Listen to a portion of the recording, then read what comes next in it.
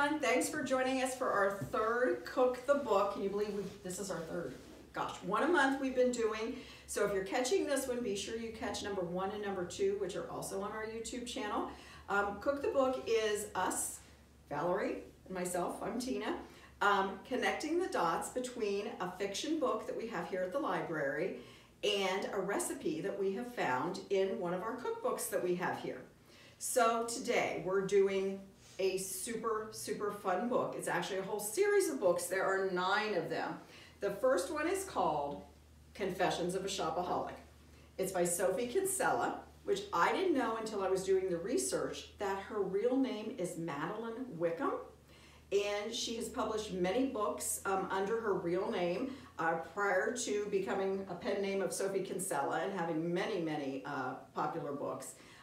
So you may want to look for some of her early work under her real name. Confessions of a Shopaholic follows someone who, you probably guessed it, is a shopaholic. She is someone who wants to better herself, wants to better her financial choices, and each book is her trying to do that with hysterical consequences. Most of the books have lots of emails and correspondence between herself and her creditors. And when we think of January, everyone has New Year's resolutions, or maybe no resolutions, but just things you want to do better, things you want to improve on. So we thought the Confessions of a Shopaholic series would be a great book and series of books to talk about because she's trying to better herself. The book is super funny. She, with all of her financial woes, gets a job at a financial journal. She writes an advice column for people who are trying to do better with their finances. So then you can see where the funniness ensues when she's such a financial tragedy herself. So super fun. We have many of the Confessions of a Shopaholic series here at the library. I brought a couple: Shopaholic and Sister, Shopaholic and Baby, and she also has written freestanding books under her pen name, Sophie Kinsella, Can You Keep a Secret?, which is one of my favorite books. This is about someone who at the beginning of the book is on an airplane and they think the airplane's gonna crash, so she grabs onto the guy beside her and says, can you keep a secret, and blah, tells him a lot of secrets. The plane then doesn't crash, and then she's left to live with what she told this complete stranger.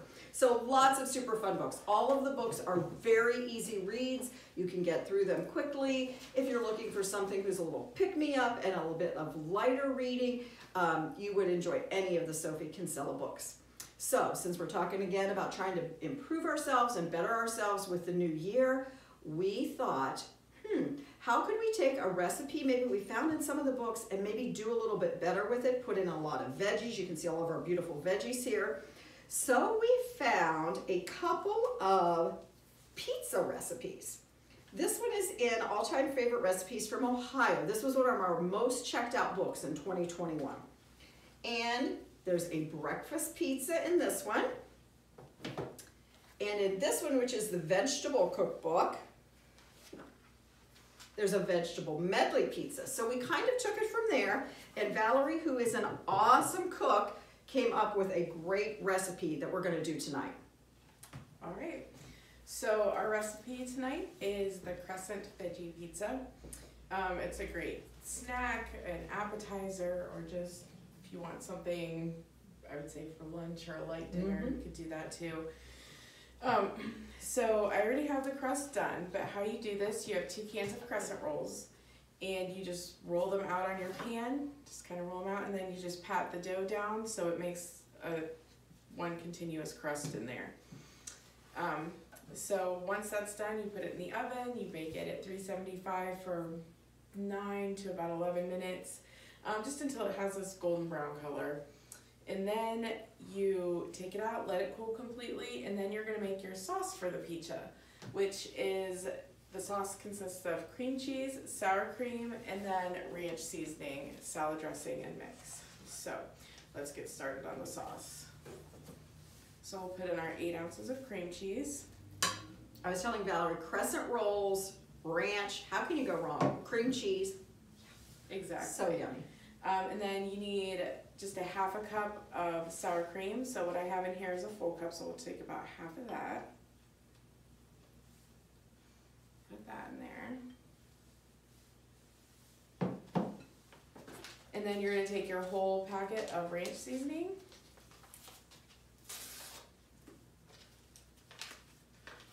And just dump that right in there.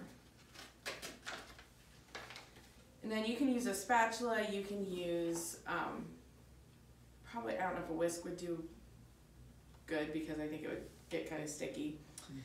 But I'm going to use the hand mixer because it mixes it quickly and completely, which is what you want done. Just mix completely.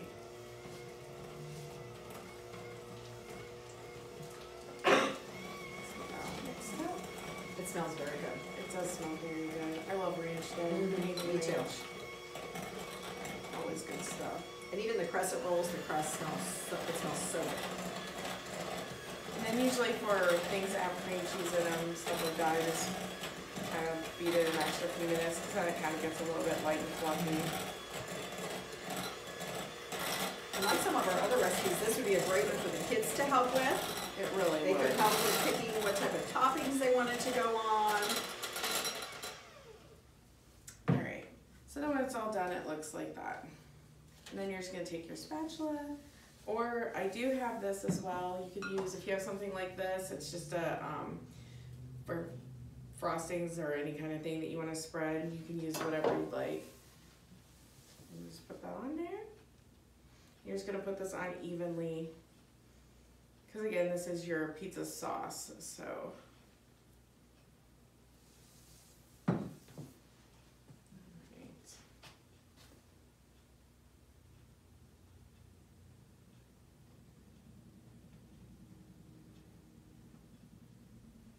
And really, you're only limited by your imagination as far as what you could put on top. You could put anything on top. Anything on Any top. of your favorite, whatever, yeah. And like the one recipe book we mentioned, there was a breakfast pizza. You really could do something like this and put the veggies on, and then some scrambled eggs. You really could, yeah. Some cooked Well, sausage. because, right, you could even saute your veggies first. Oh honestly, yeah, that would be good. for your breakfast pizza, yeah, and That some would be crumbled very sausage. good. Yes. And they have, I think it's Jimmy Dean or somebody has, they're called sausage crumbles, and they're in the, I usually find them in the section like with the bacon, that kind of stuff. And so they're already cooked? They're already cooked. Oh wow, that would be so easy. Yes, so you just kind of, well, especially if you're gonna put it in the oven or anything. But yeah, oh yeah, that would be really good on this. All right, try to get this on here evenly.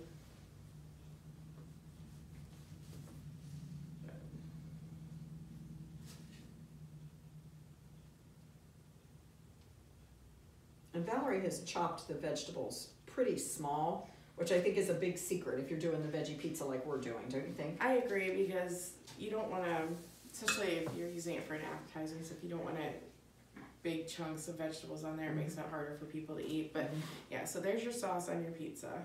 Right, and then basically you just put on whatever you like. So we'll just start with the broccoli. Just throw some of that on there. And just make sure the toppings are put on evenly, so that way whoever's eating your pizza gets some of everything in there. Or if the kids were doing it, like if you had 4 different people, you could even section it, put it on a plate, and then they could put their own toppings on, and their toppings wouldn't like dribble over onto And that's others. absolutely true, because if somebody doesn't like a certain type of vegetable or whatever, they can do that. And honestly, if you didn't want to just do vegetables, you could probably top up pieces of ham. Oh, that turkey, that would put be, it on that'd be here. very good. Ooh, and maybe some Swiss cheese even. That would be very good. Yeah, really kind of the sky's the limit with the veggie pizza. Yeah. So, and then I also did sugar snap peas because I like sugar snap peas. So did a few of those to just put on here. And I cut those up too, just because I cut them in half just so they'd be more bite size, kind of a little more uniform. But even, you can even use black olives, sliced black olives for a garnish, just to give it a little extra color. Then I have cucumbers here, so I'll throw a few of those on.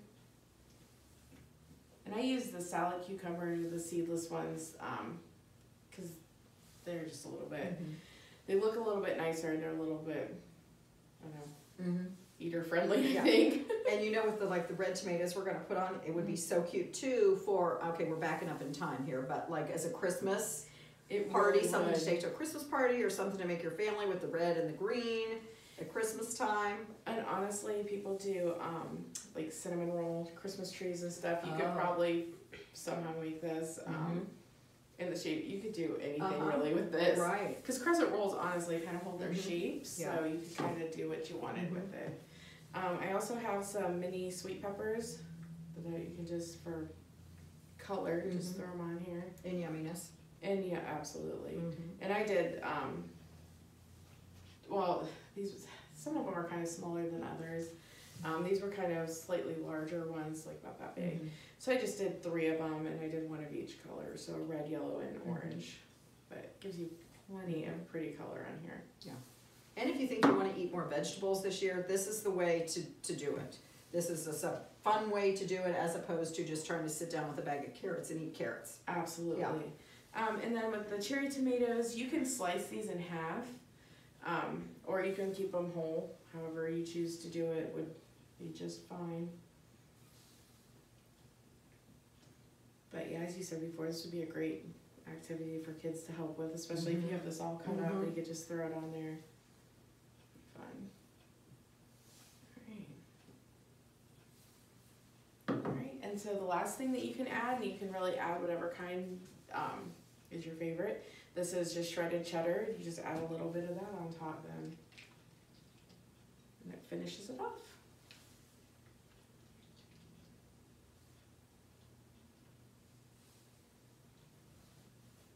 Alright, and then that's it. Delicious.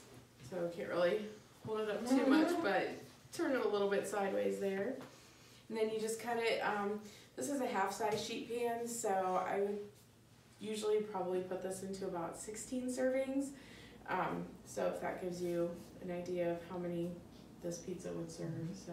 Wonderful. There you go. Well, thanks for joining us, and we'll be back next month. We're already starting to plan what we're going to do next month, so it's very exciting. Try to watch some of our other videos that are on our YouTube channel, and you can always call or stop in the library if you're wondering about this recipe, about the books we talked about, or stop at the front desk. We'd be happy to help you. We'll see you next time. Bye-bye.